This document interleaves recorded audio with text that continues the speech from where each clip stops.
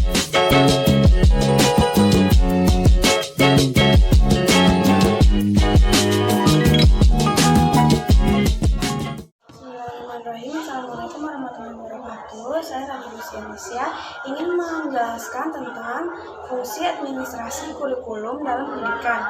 Nah, dalam pendidikan itu kan ada yang dinamakan kurikulum agar perencanaan pembelajaran di kelas berjalan dengan efektif dan efisien. Nah, pada fungsi administrasi kurikulum itu, yang pertama dapat meningkatkan efisien pemanfaatan sumber daya kurikulum. Pemberdayaan sumber maupun komponen kurikulum itu dapat ditingkatkan melalui pengelolaan pembelajaran yang terencana dan efektif. Yang kedua, meningkatkan keadilan dan kesempatan siswa untuk mencapai hasil yang maksimal. Kemampuan yang maksimal dapat dicapai peserta didik tidak hanya melalui kegiatan intrakurikuler, tapi juga melalui kegiatan ekstrakurikuler yang dikelola sekolah secara integritas dalam mencapai tujuan pada kurikulum tersebut. Yang ketiga, meningkatkan relevansi dan efektivitas pembelajaran sesuai dengan kebutuhan peserta didik. Yang keempat, ada meningkatkan efektivitas kinerja guru maupun aktivitas siswa dalam mencapai tujuan pembelajaran. Pengelolaan kurikulum yang profesional, efektif, dan terpadu dapat memberikan motivasi pada kinerja guru maupun aktivitas siswa dalam belajar. Dan terakhir itu, meningkatkan efisien dan efektivitas proses pembelajaran, yaitu kegiatan belajar mengajar, dan pada proses pembelajaran selalu dipantau dalam rangka melihat konsistensi antara desainnya yang telah direncanakan dengan pelaksanaan pembelajarannya. Terus meningkatkan partisipasi masyarakat untuk membantu mengembangkan kurikulum yang ada. Kurikulum yang dikelola secara profesional akan melibatkan masyarakat, khususnya dalam mengisi bahan ajar atau sumber belajar perlu disesuaikan dengan ciri khas dan kebutuhan pembangunan daerah setempat. Selanjutnya ada komponen kurikulum. Nah, mengingat bahwasanya fungsi kurikulum itu sangat penting dalam pendidikan, maka kurikulum memiliki bagian-bagian penting untuk keberlangsungan dan penunjang proses kegiatan belajar mengajar di sekolah. Nah, komponen-komponen itu ada apa aja sih? Yang pertama ada tujuan-tujuan yang ingin dicapai oleh pendidikan itu sendiri. Yang kedua, pengetahuan. Di dalam pengetahuan ini berisikan tentang informasi, data, aktivitas, dan pengalaman dari kurikulum itu sendiri. Bagian ini yang akan disebut sebagai mata pelajaran. Yang ketiga, ada metode dan cara-cara mengajar yang akan dipakai guru-guru untuk mengajar dan memotivasi murid untuk menambah wawasan peserta didik. Yang keempat, ada metode dan cara penilaian yang dipergunakan dalam mengukur dan menilai kurikulum pada hasil proses pendidikan yang direncanakan oleh kurikulum tersebut. Assalamualaikum warahmatullahi wabarakatuh. Perkenalkan, nama saya Eva Novalin. Saya dari Pendidikan Guru Sekolah Dasar Universitas Muhammadiyah Profesor Dr. Hamka. Jadi, pada video kali ini saya akan menjelaskan tentang kegiatan dan pelaksanaan administrasi kurikulum.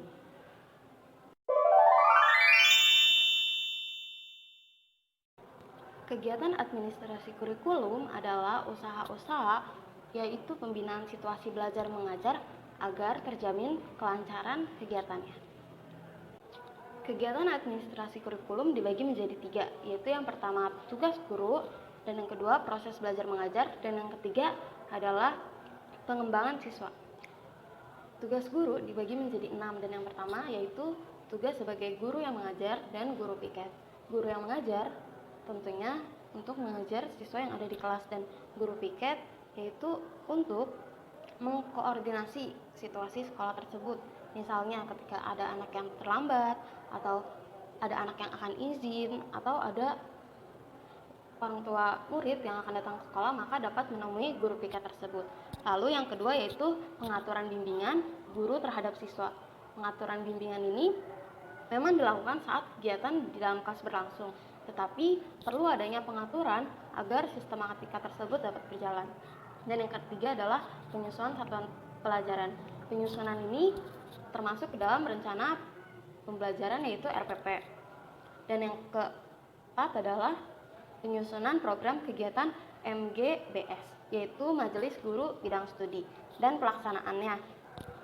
Guru bidang studi itu contohnya yang tidak termasuk guru kelas adalah guru agama, guru penjaskes, lalu yang kelima yaitu pembagian tugas atau tanggung jawab dalam membina ekstrakurikuler.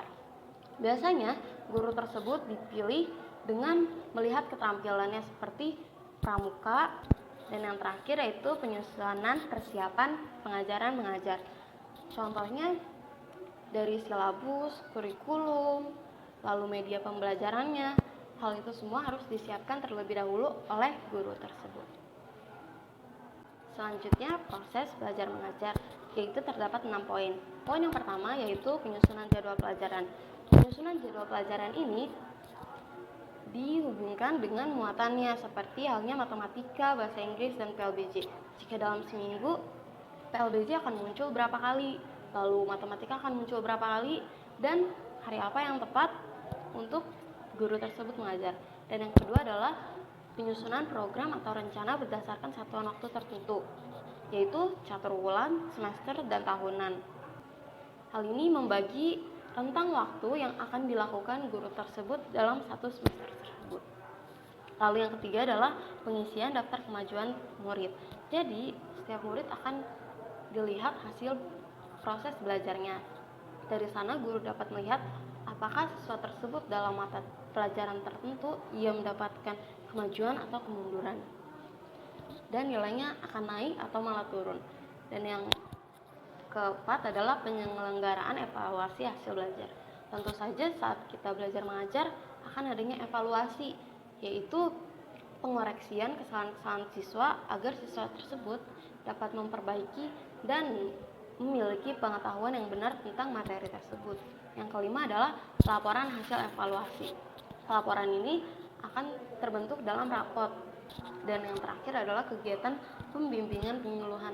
Kegiatan ini diperuntukkan untuk siswa dan juga orang tua murid, dan biasanya dilakukan setelah akhir semester untuk melihat progres ataupun hasil yang didapatkan oleh siswa tersebut. Lalu yang ketiga, siswa. Yang pertama, menentukan jumlah dan syarat siswa yang akan diterima. Yang kedua, perencanaan untuk pengarahan dan pelayanan siswa dalam menyelesaikan suatu program. Hal ini sangat terlihat pada saat penerimaan murid baru di awal semester, yaitu pada kelas 1 SD, 1 SMP, dan 1 SMA. Lalu yang selanjutnya, guru akan merencanakan yaitu pengaturan kenaikan kelas di kelasnya tersebut. Lalu menentukan kelas bagi siswa yang menerima naik kelas atau yang tinggal kelas. Dan yang terakhir, pencatatan segala sesuatu mengenai kegiatan dan hasil siswa tersebut di sekolah.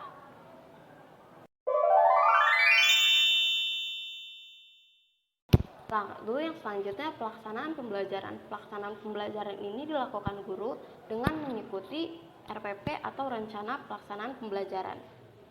Dengan pertama pembukaan yaitu doa, absensi, menyanyikan lagu nasional, dan mengecek kehadiran siswa. Lalu masuk ke dalam inti yaitu pembelajaran yang akan diberikan, dan yang terakhir adalah penutup dengan mengevaluasi, menyimpulkan, dan merangkum kegiatan tersebut yang dilakukan oleh siswa dan guru dalam pembelajaran tersebut. Lalu yang terakhir, penutupan. Penutupan ini biasanya dilakukan oleh guru, yaitu setelah pembelajaran berlangsung, guru akan mengisi buku kemajuan siswa dan buku bimbingan belajar. Dalam hal ini, guru akan mengobservasi siswa dalam kegiatan belajar mengajar, apakah siswa tersebut memiliki kekhususan atau ternyata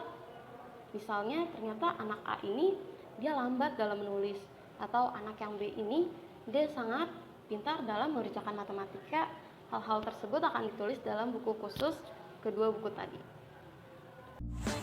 Bismillahirrahmanirrahim. Assalamualaikum warahmatullahi wabarakatuh.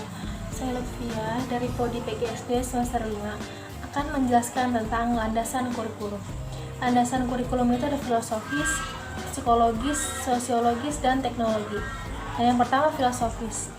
Filosofis itu ada menentukan arah dan tujuan pendidikan, menentukan isi dan materi, menentukan strategi dan cara mencapai tujuan. Lalu kemudian sosiologis. Nah, anak-anak itu berasal dari masyarakat.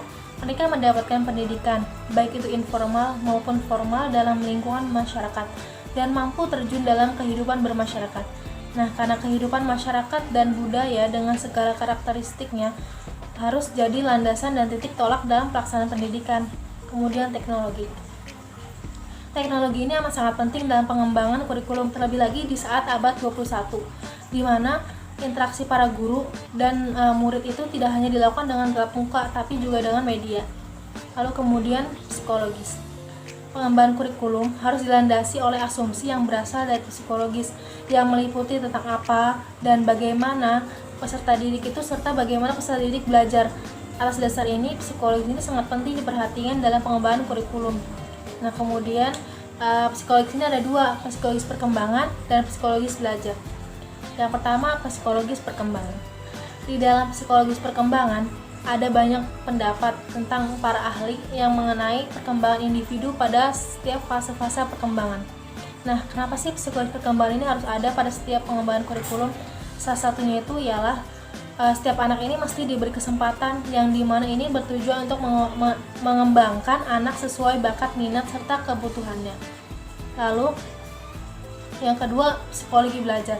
Nah, psikologi ini merupakan studi tentang bagaimana sih individu belajar yang secara sederhana dan dapat diartikan sebagai perubahan tingkah laku yang terjadi melalui pengalaman. Intinya adalah bahwa psikologi ini sangat membantu guru dalam merancang sebuah kegiatan pembelajaran. Administrator kurikulum. Peningkatan mutu pendidikan melalui kemandirian dan inisiatif sekolah mengelola dan memberdayakan sumber daya yang tersedia akan terwujud dengan baik apabila didukung oleh kepala sekolah secara optimal. Sebab kepala sekolah adalah pelaku utama dalam memainkan peranan penting di sekolah. Berikut tugas dan peran kepala sekolah. Yang pertama, menciptakan budaya dan iklim sekolah yang kondusif serta inovatif bagi peserta didik. Yang kedua, mengatur kepegawaian dalam organisasi sekolah, mempromosikannya, menempatkan atau menerima pegawai baru dengan kondisi dan kemampuan pelaksanaannya. Lalu menyusun struktur organisasi sekolah. Nah, penyusunan organisasi ini merupakan tanggung jawab kepala sekolah sebagai administrator pendidikan. Selain menyusun struktur organisasi, kepala sekolah juga bertugas untuk mendelegasikan tugas-tugas dan wewenang kepada setiap anggota administrasi sesuai dengan struktur organisasi yang ada. Yang terakhir, membuat perencanaan. Perencanaan yang perlu dilakukan oleh kepala sekolah diantaranya adalah menyusun program tahunan sekolah yang dimana mencakup program pengajaran kepegawaian, keuangan, dan penyediaan fasilitas-fasilitas yang diperlukan.